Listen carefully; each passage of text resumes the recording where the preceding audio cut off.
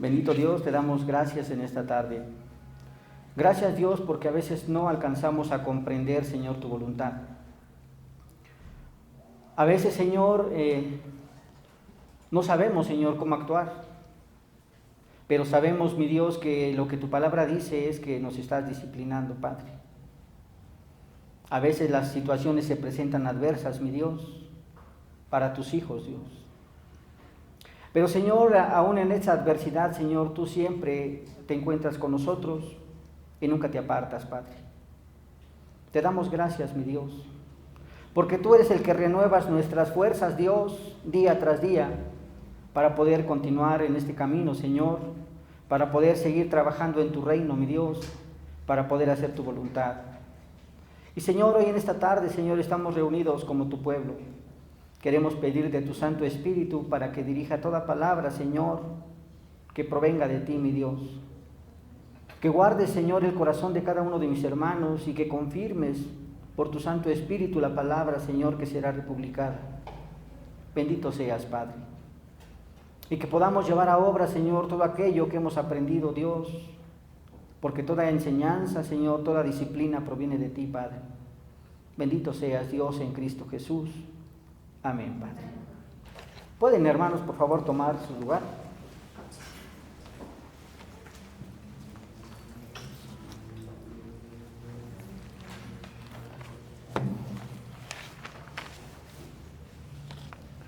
Bien, hermanos.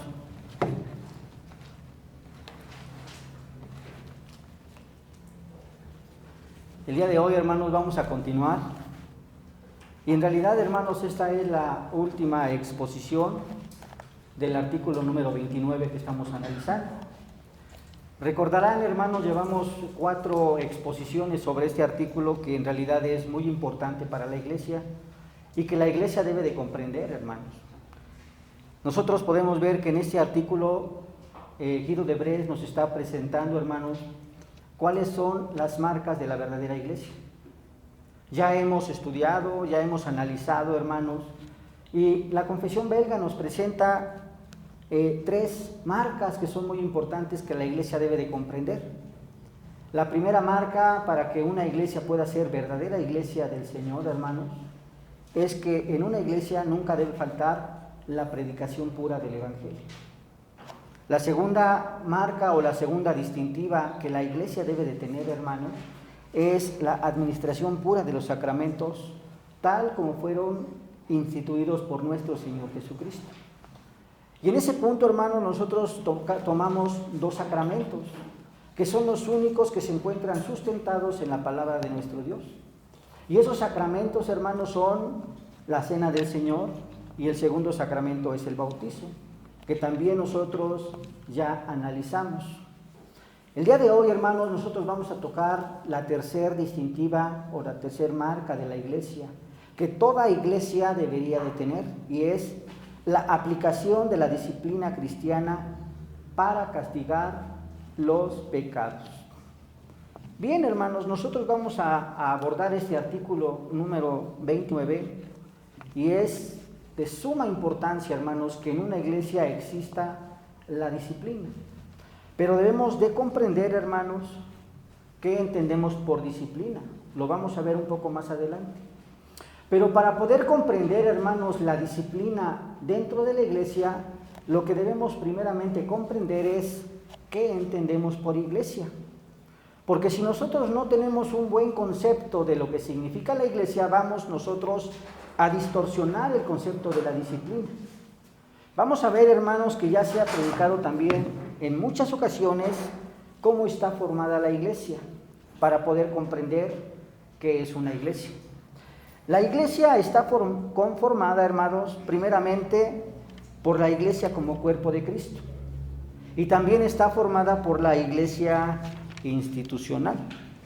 Nosotros sabemos de una forma clara, hermanos, se nos ha enseñado que la iglesia como cuerpo de Cristo son todos aquellos que el Señor ha llamado y que ha confirmado en el corazón de cada uno de nosotros que seamos parte del cuerpo de nuestro Señor Jesucristo, que es su iglesia. Nosotros no podemos saber quiénes son aquellos que forman parte del cuerpo, hermanos, porque el Espíritu de Dios es el que toca el corazón del hombre para que forme parte de la iglesia del cuerpo de nuestro Señor Jesucristo. Por otro lado, hermanos, dentro de la iglesia como cuerpo de nuestro Señor Jesucristo, nosotros tenemos la iglesia visible y la iglesia invisible. La iglesia invisible era lo que les estaba comentando. Nosotros no sabemos quiénes son. Solamente el Señor conoce quiénes forman parte de su pueblo, quiénes forman parte de su iglesia. Esa es la iglesia invisible, la iglesia que solamente el Señor conoce. Pero dentro de la iglesia como cuerpo de nuestro Señor Jesucristo, nosotros nos encontramos con la iglesia visible. ¿Y quién es esa iglesia visible? Está dividida en dos iglesias, hermanos. La iglesia militante, que son todos aquellos que se encuentran trabajando en el reino de Dios, todos aquellos que se encuentran trabajando en pro de Dios y en pro del reino, y que hacemos diferentes labores. Ahorita estamos en el área eclesiástica y estamos glorificando a Dios, pero cuando acaba el culto o el servicio, nosotros nos vamos a nuestros hogares y trabajamos en nuestras casas, hermanos. Aún en esos lugares nosotros como iglesia estamos sirviendo a Dios. Esta es la iglesia militante. Por otro lado tenemos la iglesia triunfante. Esa iglesia triunfante, hermanos, es todos aquellos hermanos que el Señor ha llamado en su presencia. Y que ciertamente algún día los vamos a ver cuando el Señor también a nosotros nos llame, pero que por este momento no los podemos ver, porque ahora ya se encuentran en la presencia de nuestro Dios. Por otro lado, hermanos, quiero que comprendan que esta es la iglesia como cuerpo de Cristo. Por otro lado tenemos la iglesia militante, la iglesia institucional, hermanos. ¿Cuál es esta iglesia institucional? La iglesia institucional, hermanos, hay que tener mucho cuidado para poder hablar de ella, hermanos, porque podríamos caer en un dualismo. Primero, lo que debemos ver, hermanos, es que en la iglesia se encuentran primeramente los ancianos gobernantes, los ancianos docentes, se encuentran los diáconos y se encuentra la congregación. Debemos verlo, hermanos, no desde el punto de vista jerárquico, porque no es más importante el pastor que la congregación, ni es más importante un anciano gobernante que un diácono. El oficio es diferente, pero delante de los ojos de Dios son iguales en dignidad.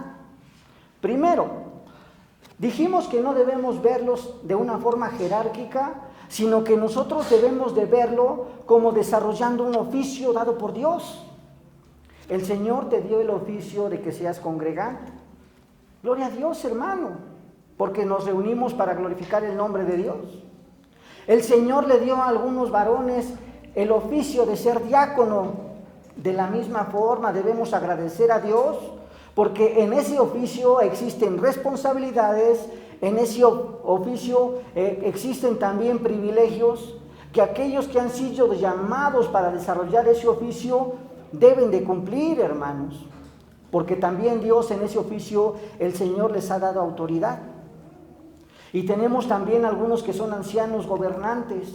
De la misma forma, ese oficio ha sido dado por Dios para que lo desarrollen conforme a la palabra de Dios.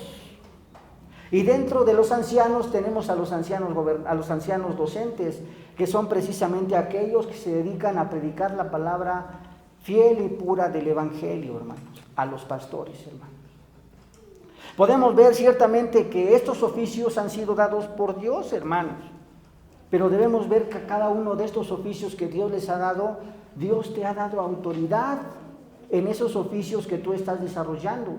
Aunque tú seas congregante, Dios te ha dado la autoridad de ser congregante, hermano. Aunque tú seas diácono, Dios te ha dado la autoridad en esa área que tú estás desarrollando. Aunque seas anciano gobernante o aunque seas pastor, Dios te ha dado la autoridad para que tú desarrolles de una forma correcta este oficio que el Señor te ha dado, hermanos. Bien, pero podemos ver, hermanos, ciertamente que el propósito de cada uno de estos oficios que Dios le dio a su iglesia, porque debemos de ver que toda la iglesia tiene oficios, refiriéndonos a el área eclesiástica, porque estamos hablando de la iglesia institucional. Dios le ha dado responsabilidades a cada uno de sus congregantes y todos tienen un oficio.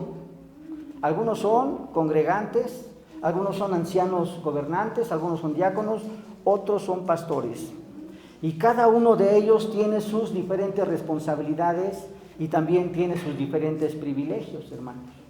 Pero podemos ver cuál es el propósito principal por el cual Dios le dio oficios a la iglesia, hermanos. Primero, el propósito por el cual le dio oficios a la iglesia, primero es para que exista una unidad en la iglesia institucional, que exista una buena unidad en la iglesia, que exista un buen camino, que todos estemos trabajando para el Señor, que tengamos una buena dirección como iglesia.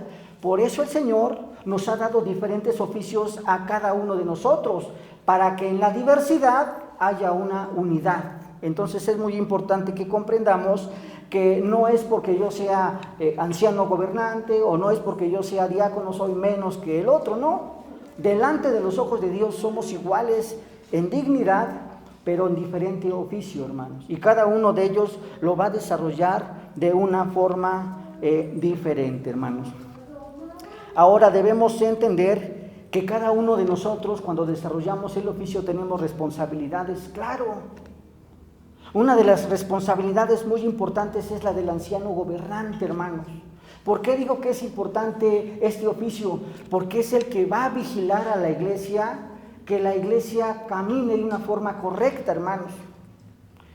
Se va a dar cuenta los hermanos que son ancianos gobernantes del buen camino de cada uno de los hermanos de la iglesia, hermanos. Por eso los hermanos tienen que estar bien atentos y conocer de una forma correcta cada uno de los hermanos de la iglesia. Porque son los que van a gobernar, son los que van a cuidar, son los que van a velar por la iglesia, hermanos. Ahora, ¿qué es lo que pasa, hermanos, cuando dentro de la congregación alguno de los hermanos peca? ¿Y a qué me refiero con pecar, hermanos? Si nos vamos estrictamente a lo que significa pecar, hermanos, el pecado es toda transgresión, toda desobediencia y toda inconformidad a la ley de Dios. Eso es pecado. ¿Qué pasa cuando alguien de la congregación peca, hermanos?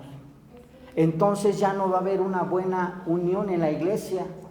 La iglesia va a quedar un poquito distorsionada, hermanos. Ya va a quedar como si estuviera un poquito coja.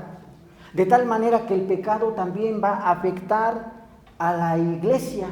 De tal manera que los que deben de detectar aquellas faltas que está cometiendo la iglesia son los ancianos gobernantes, hermanos. Pero vamos a ver, hermanos, ciertamente que cuando es detectada una falta dentro de la iglesia, la responsabilidad primeramente es de los ancianos gobernantes detectar primeramente cuál es la falta que se encuentra en ese momento en la iglesia. Pero también nosotros debemos de ver que el pastor no solamente debe de dedicarse a predicar la palabra de Dios, sino también tiene que velar por aquellos que se encuentran en pecado, hermanos. Veamos precisamente lo que dice Calvino, hermanos, con respecto de eso. Calvino expresa en su libro 4, capítulo 12, inciso número 1, dice así: la iglesia debe mantenerse perfectamente ordenada, así como la doctrina salvadora de Cristo es el alma de la iglesia, así la disciplina son como sus nervios, mediante la cual los miembros del cuerpo de la iglesia se mantienen cada uno en su debido lugar. Vemos, hermanos, que cuando nosotros encontramos que hay faltas dentro de la iglesia, es muy importante que los ancianos gobernantes apliquen la disciplina. Pero debemos comprender, y vamos a verlo más adelante, cuál es el correcto concepto de la disciplina. Pero debe de existir la disciplina en la iglesia cuando alguien está cometiendo cosas que son desagradables delante de los ojos de Dios, hermanos. Sigue diciendo Calvino, hermanos: los pastores y presbíteros, refiriéndose también a los ancianos gobernantes, velan por esto. Si alguien está en pecado, entonces la responsabilidad es de los pastores de estar orando, intercediendo a Dios por aquellas personas que han caído o que han cometido o que han transgredido la ley de Dios. Es muy importante que los pastores y presbíteros velen por esto. pues su oficio no es solamente predicar al pueblo, sino también amonestar y exhortarlos, y de una forma particular, hermanos, el gobierno de la iglesia tiene que ir a visitar a aquellas personas que se encuentran en este pecado y hablar con ellos, hermanos, ver cuáles son las circunstancias por las cuales están pasando. Pero vemos que en muchas iglesias no suceden así, hermanos. Simplemente las faltas, las transgresiones las dejan pasar por alto y vemos entonces el mal camino de la iglesia. Bien, es entendible, hermanos, que cuando cometemos pecado, al primero que nosotros ofendemos es a nuestro Dios. Es al primero que nosotros ofendemos. Pero debemos ver, hermanos, que cuando nosotros estamos pecando, sabemos que hemos ofendido a Dios. Y sabemos que todo pecado y toda falta nos lleva a la muerte. Porque todo pecado, toda transgresión a la ley de Dios implica muerte, hermanos.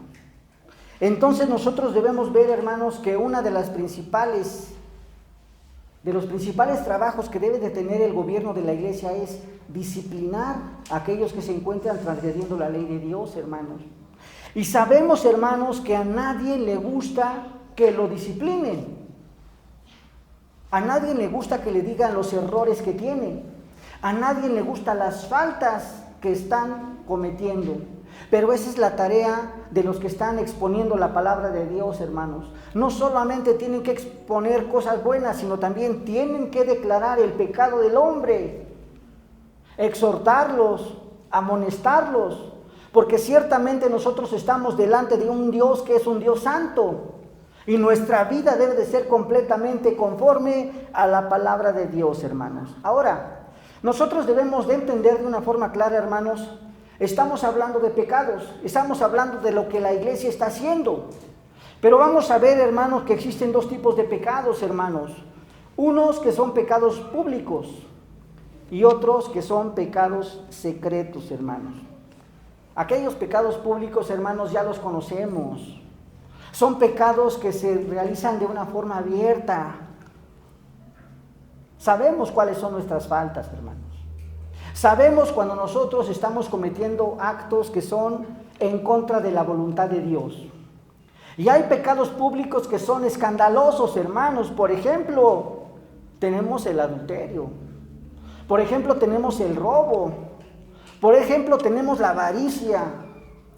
Tantos pecados que nosotros podemos entender y comprobar que son pecados públicos, hermanos.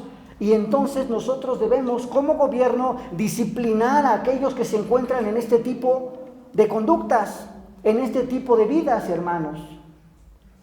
Debemos de ver, hermanos, como lo dice la palabra de Dios, que nosotros debemos exhortar a los hermanos a que cambien su forma de vivir.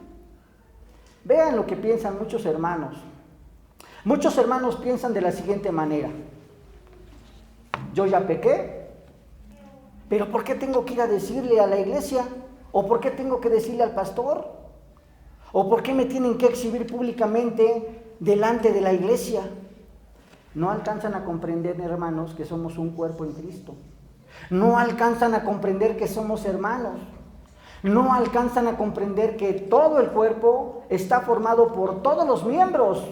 Y si alguno de los miembros falla, todo el cuerpo falla. La palabra de Dios dice así: si tu ojo no es necesario, no por eso no será del cuerpo. Y si tu mano, que a lo mejor no es necesaria, no será parte del cuerpo. Estoy parafraseando la escritura, hermanos. Todos en la iglesia somos necesarios porque todos somos parte del cuerpo de nuestro Señor Jesucristo. Y si alguno de los miembros del cuerpo se encuentra mal, todo el cuerpo se va a encontrar mal, hermanos, porque va a afectar el cuerpo.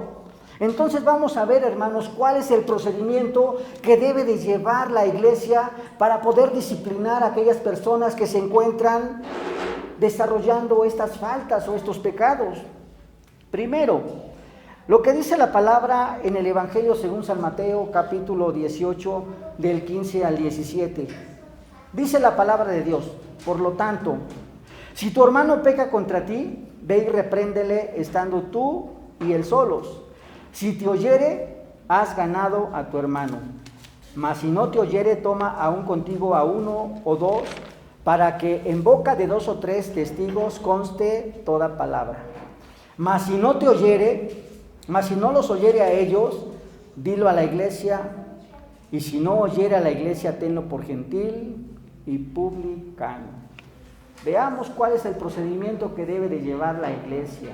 Lo que dice la palabra de Dios, que es que si detecta dentro de la iglesia algún pecado, dice la palabra de Dios que tiene que hablar de una forma privada con aquellas personas que se encuentran cometiendo pecado.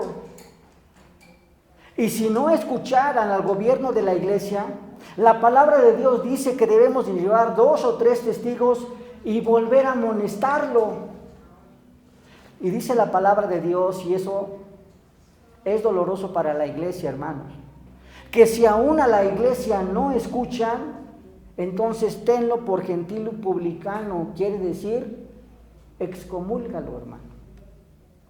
Pero debemos entender, hermanos, que para poder llegar a la excomunión, tiene que tener un proceso de amonestación, estar orando por los hermanos, porque la disciplina no nada más es excomulgar a las personas, la disciplina implica enseñanza, porque muchas veces cuando se está pecando es porque no se conoce bien la ley de Dios, la dirección de Dios. Por ejemplo, hermanos, cuando alguien está cometiendo, digamos, siempre tomamos adulterio, pero vamos a tomar fornicación. Cuando alguien dentro de la iglesia, los jovencitos, comete fornicación, hermanos, ¿quiénes son los culpables, hermanos? Muchos podrían decir, pues el joven, porque el joven ya conoce, el joven ya está grande, él sabe lo que hace. Pero la responsabilidad es de los padres, hermanos. La responsabilidad es que los padres instruyan correctamente a sus hijos. Tener intimidad no es malo, hermanos, pero todo eso tiene que ser dentro del orden de Dios. Deben de tener unión delante del Señor y ser esposos delante de Dios para que ellos puedan tener intimidad. Y entonces podemos ver que ellos lo hacen muchas veces por ignorancia, porque no se les ha enseñado en sus hogares, porque todos esos temas no se ven en la iglesia. También la iglesia no le enseña a los jóvenes que deben de guardarse para el Señor. No enseñan en la iglesia que forman parte del cuerpo de Cristo. No son enseñados que cuando estos dos jovencitos se unen, forman una sola carne y están pecando delante de los ojos de Dios. Entonces podemos ver ciertamente, hermanos, que estos jovencitos son disciplinados en la iglesia, pero no se les exhibe públicamente en ese momento en que estos jóvenes están cometiendo fornicación, sino que el gobierno de la iglesia primero tiene que hablar con ellos de una forma privada, hermanos. Y después de que ya hablaron de una forma privada, hermanos, si ellos siguen cometiendo el mismo pecado, entonces el gobierno de la iglesia tiene que traer a 2 o 3 hermanos para que hablen con ellos.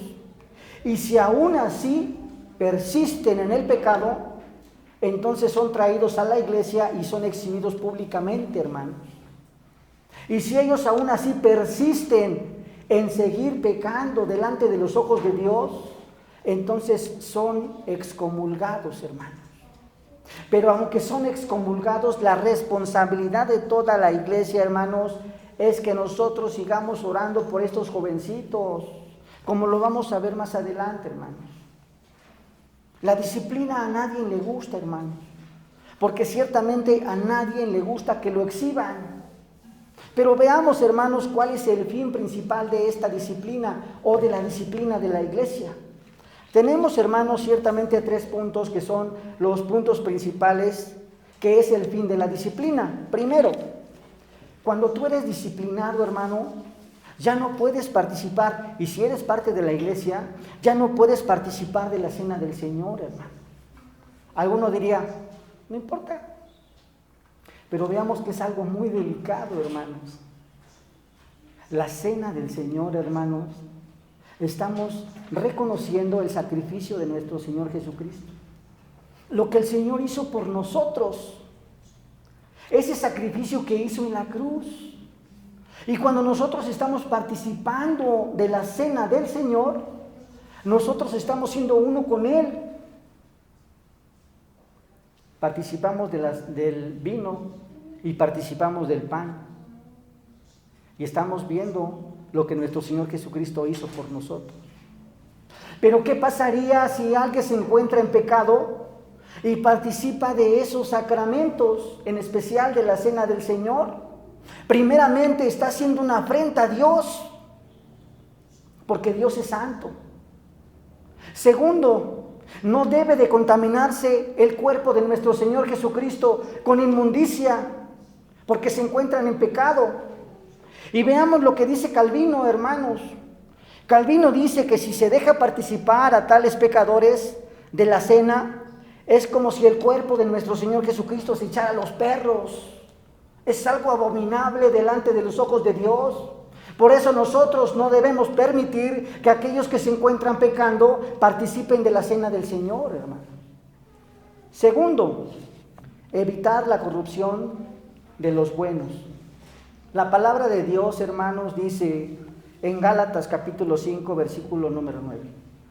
Un poco de levadura le hunda toda la masa.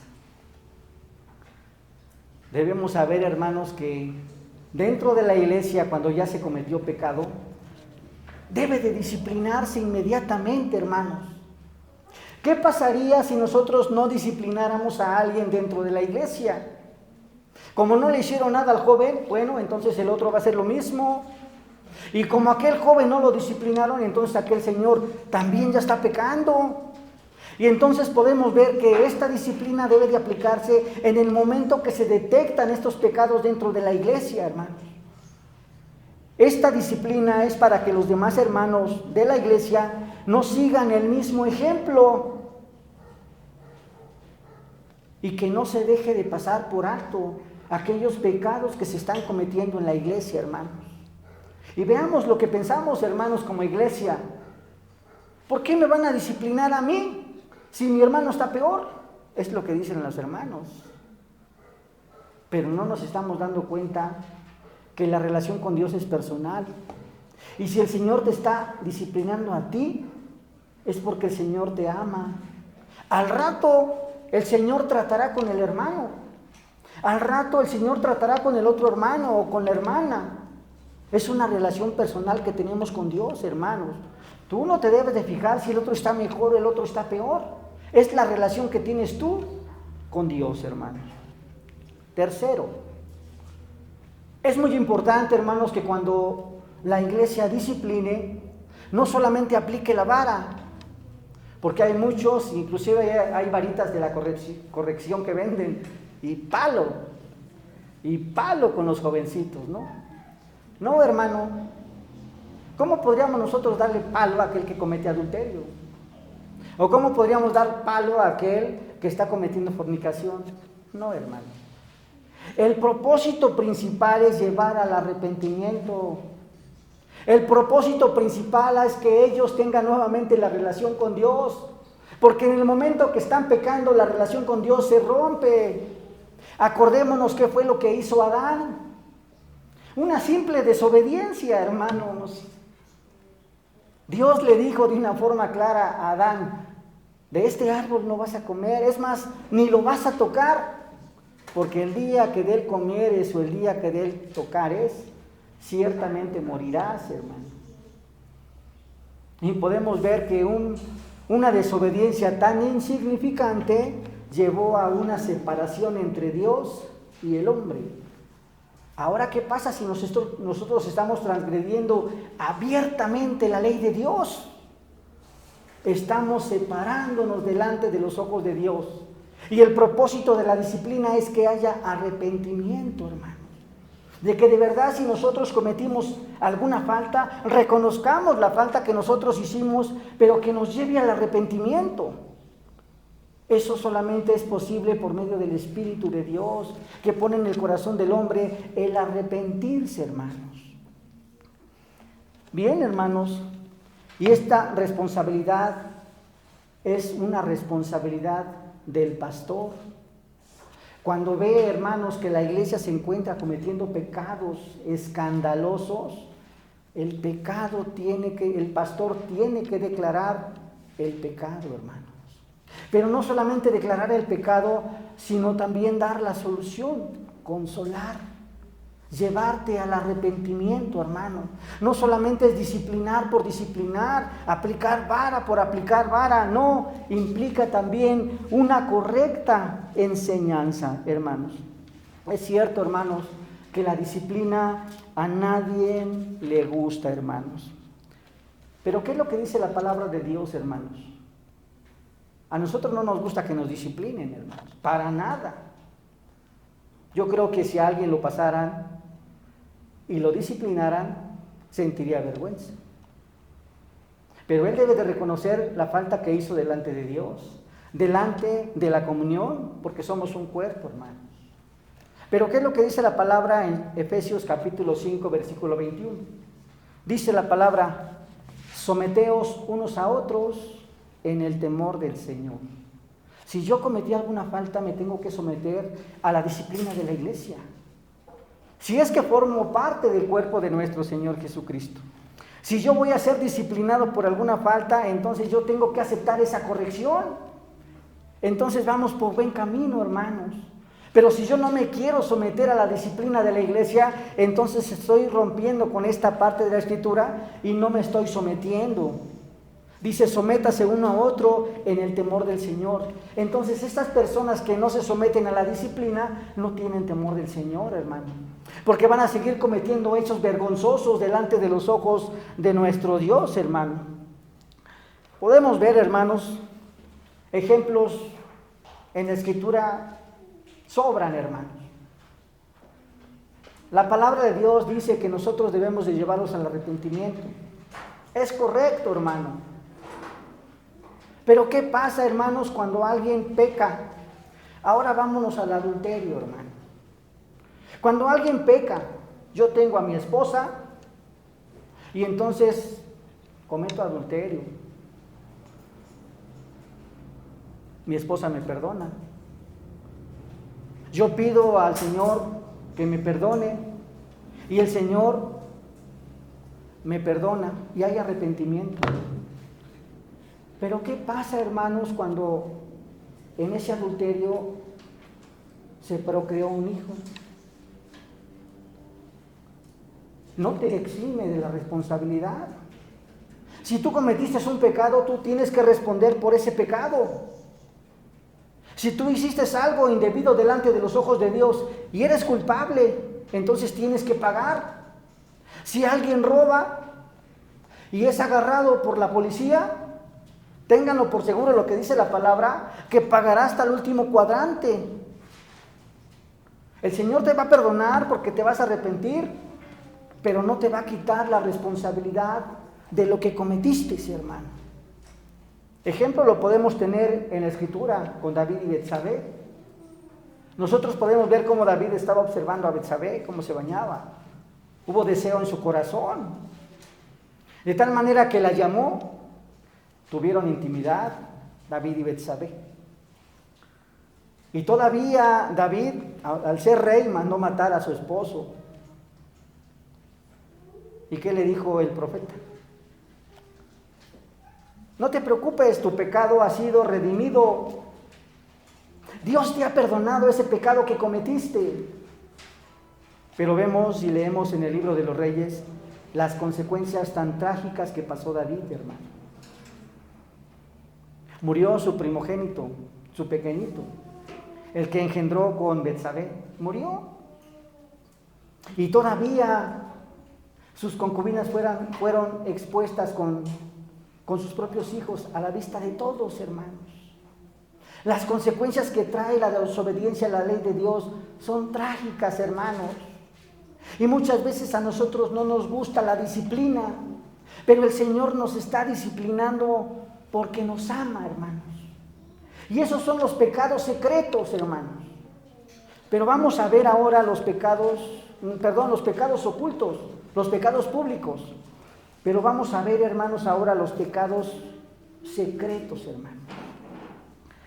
¿A qué me refiero con los pecados secretos? Veamos lo que nos presenta la Escritura, hermanos, en el libro de Proverbios, capítulo 6, versículo del 16 al 19. Nos está hablando de una forma clara este libro de Proverbios, cómo es el hombre. Dice la palabra de Dios: 6 cosas aborrece Jehová, y aún 7 aborrece su alma: los ojos altivos, la lengua mentirosa, las manos derramadoras de sangre inocente, el corazón que maquina pensamientos inicuos, los pies presurosos para correr el mal, el testigo falso que habla mentira y el que siembra discordia entre hermanos. Así es el hombre, hermano. El hombre es altivo, el hombre es soberbio, el hombre es mentiroso, por naturaleza, hermanos, es mentiroso. Y no me estoy refiriendo a la naturaleza de creación, no, sino después del pecado. El hombre es mentiroso, a cada rato está ofendiendo la ley de Dios, maquina en su corazón perversidades, maquina en su mente, hermanos, pensamientos que son desagradables delante de los ojos de Dios. Y así es el hombre, hermanos, como lo muestra Proverbios. Y todo esto es a causa del pecado, hermanos. Y todos estos pecados que son secretos, hermanos, no son disciplinados aquí en la iglesia.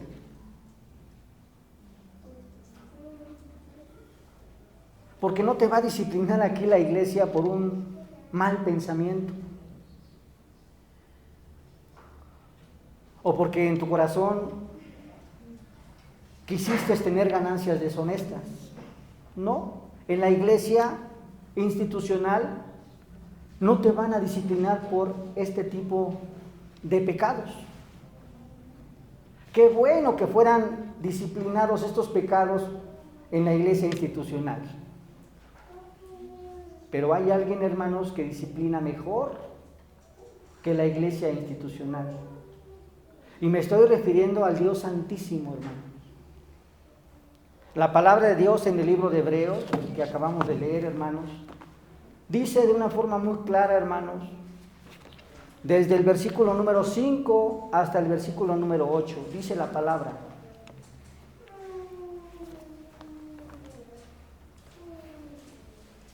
segunda parte del 5 dice: Hijo mío, no menosprecies la disciplina del Señor, ni desmayes cuando eres reprendido por Él, porque el Señor al que ama disciplina y azota a todo el que recibe por hijo.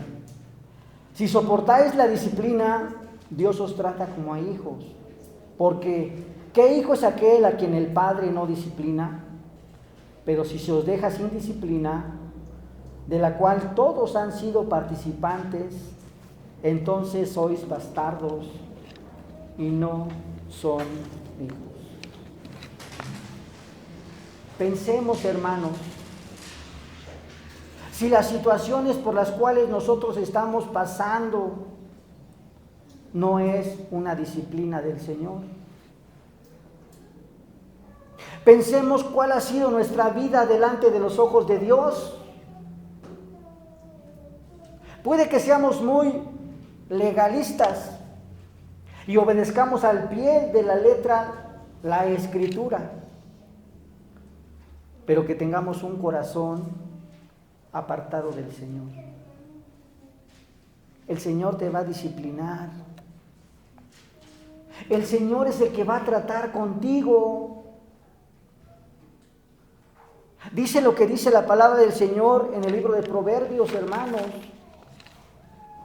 que 7 cosas aborrece Jehová, son desagradables delante de los ojos de Dios: los ojos altivos, la lengua mentirosa, las manos derramadoras de sangre inocente, el corazón que maquina pensamientos inicuos, los pies presurosos para correr el mal, el testigo falso que habla mentiras, y el que siembra discordia entre los hermanos. Así somos, hermanos. Y el Señor nos está disciplinando todos los días, hermanos. Y de la misma forma el Señor te lleva al arrepentimiento. Porque nosotros no podemos engañar al Señor. El Señor conoce nuestros pensamientos. Él conoce lo más profundo de nuestro ser. Y sabe cuáles son las intenciones de nuestro corazón. Conoce los pecados secretos que tenemos nosotros, hermanos. Y entonces nosotros recibimos la disciplina del Señor. Pero debemos de tener mucho cuidado en comprender la disciplina del Señor. Muchas personas piensan, hermanos, que Dios te castiga. Así piensan, hermanos. Pero déjenme decirles, hermanos, que el único castigo de Dios fue sobre nuestro Señor Jesucristo. Toda la ira de Dios fue sobre nuestro Señor Jesucristo. A su pueblo lo disciplina, pero a su Hijo lo castigó.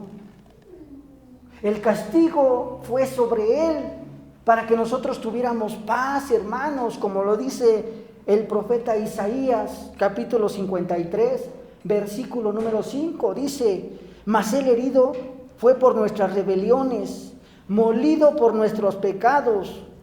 El castigo de nuestra paz fue sobre Él, y por sus llagas fuimos nosotros curados, hermanos. El Señor no te va a castigar, porque el castigo solamente fue hacia nuestro Señor Jesucristo. Toda la ira de Dios fue sobre su Hijo. El Señor te va a disciplinar. El Señor te va a reprender, hermano. Piensa, hermano, si estás pasando por un momento difícil o por una situación de adversidad, si en realidad no es la disciplina del Señor. Ejemplos en la Escritura tenemos muchos, hermanos, como el Señor disciplinó a sus hijos. Pero quisiera tomar un ejemplo de aquel que no era su hijo, que también el Señor lo disciplinó. Y me estoy refiriendo, hermanos, al libro de Daniel, al rey Nabucodonosor, hermanos. La palabra de Dios, hermanos, en el libro de Daniel, capítulo número 4, hermanos. No voy a leer todo el libro, hermanos, pero en esta parte de la Escritura podemos entender cómo el Señor trató con Nabucodonosor. Podemos ver, hermanos, cómo Nabucodonosor tuvo un sueño, y en ese sueño vio un árbol grande y frondoso donde anidaban las aves y donde las bestias del campo se cubrían del sol, hermanos. Y nadie podía interpretarle este sueño. Y podemos ver que Nabucodonosor llamó a Daniel, y entonces le dijo, Daniel, espantado de lo que el Señor le había revelado a Daniel y a Nabucodonosor, le dijo Daniel a Nabucodonosor: Señor mío, el sueño que tú has tenido sea para tus enemigos, y tu interpretación para los que el mal te quieren, para los que quieren mal contigo, que sea este sueño y esta interpretación para ellos. Y le dijo Daniel que Nabucodonosor había soñado que ese árbol había sido cortado, que había sido tumbado, y que todos los animales que anidaban y todos aquellos animales que se cubrían debajo de ese árbol frondoso se habían dispersado. Y le dice Daniel: ese árbol eres tú. Vemos cómo Nabucodonosor se sentía poderoso. Nabucodonosor se sentía señor de todo porque había conquistado. Había soberbia en su corazón, había poder. Y en el sueño de Nabucodonosor también se vio que estaba comiendo hierbas del campo y que su morada era con los animales silvestres. Y entonces podemos ver que al pasar el tiempo, hermanos, sucedió lo que había soñado Nabucodonosor, y que el reino de Nabucodonosor le fue quitado, y que perdió la razón Nabucodonosor. Y podemos ver ciertamente, hermanos, que habitaba en el campo, dice la palabra de nuestro Dios. Comía hierbas del campo, y aún las uñas le crecían como el águila. Y su cordura se había ido, hermanos. Pero Daniel le dio una esperanza, hasta que reconociera que el Dios de los cielos reina.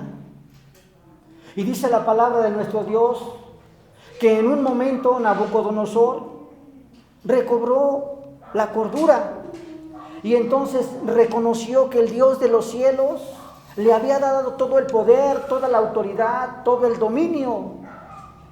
Y entonces ahora Nabucodonosor alababa la grandeza y glorificaba al Rey de los cielos, porque todas sus obras son verdaderas y sus caminos justos, y él puede humillar a los que andan con soberbia, hermanos.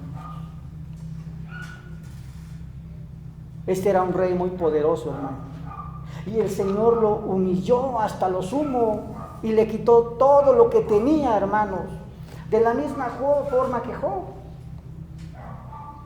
¿Y qué con nuestra vida, hermano? Todo lo que tenemos, el Señor nos los ha dado, y no reconocemos la grandeza de Dios. No reconocemos que el Señor de los cielos es el que nos ha dado lo que ahorita somos, hermanos. Y la pregunta es, hermanos, ¿queremos caer en la disciplina del Señor? ¿Queremos ser tratados con Dios, por nuestros actos, por nuestra soberbia, por nuestra altivez, por nuestra vida, por nuestra inconsistencia, por nuestra irresponsabilidad? ¿Queremos ser tratados por Dios?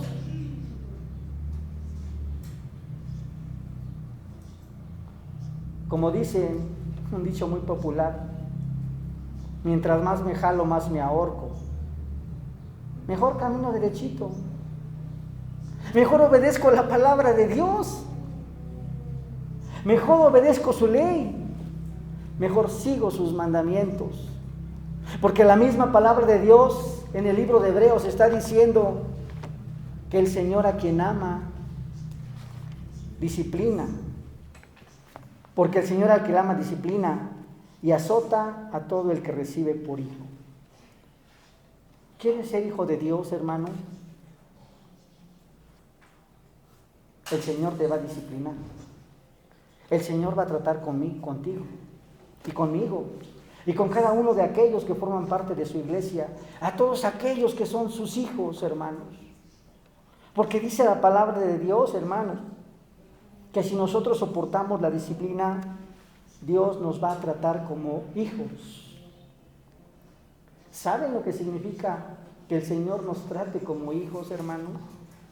Que vamos a tener todos los privilegios de Dios, que toda la creación va a estar a nuestra disposición porque fue hecha para sus hijos, y que vamos a tener todas las bendiciones de Dios, hermanos. Ahora también dice: ¿qué hijo es aquel a quien el Padre no disciplina? Pero si os deja sin disciplina, de la cual todos han sido participantes, entonces sois bastardos y no somos hijos, hermanos. Si nosotros vivimos libremente conforme a nuestra voluntad, conforme a nuestros deseos, no estamos siendo hijos de Dios. Entonces somos bastardos, hermanos, no somos hijos de Dios. Qué fea palabra, bastardos. Pero solamente los hijos del Rey, los hijos de Dios, son aquellos a los cuales el Señor disciplina. Y podrían decir, hermanos, usted puso como ejemplo a Nabucodonosor, que no era parte del pueblo. Pero el Señor, por su espíritu, hermanos, reconoció al Rey de los cielos.